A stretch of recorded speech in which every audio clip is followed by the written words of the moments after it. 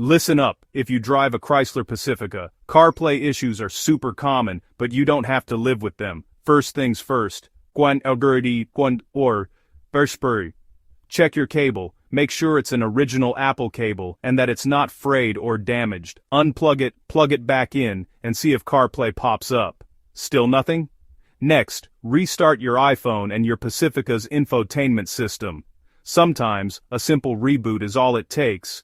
If that doesn't work, go to your iPhone settings, tap General, then CarPlay, and check if your Pacifica is listed. If it is, tap on your car and forget this car. Then reconnect your phone and set up CarPlay again. Also, check for software updates on both your iPhone and your Pacifica system. Keeping everything up to date can solve a lot of glitches, and remember, CarPlay only works when Siri is turned on. Double-check in your iPhone settings that Siri is enabled. If you've tried all these steps and CarPlay still isn't working, it might be time to visit your local dealership. They can run a diagnostic and get you back on the road. That's it. If this helped, don't forget to like and subscribe for more quick car tips.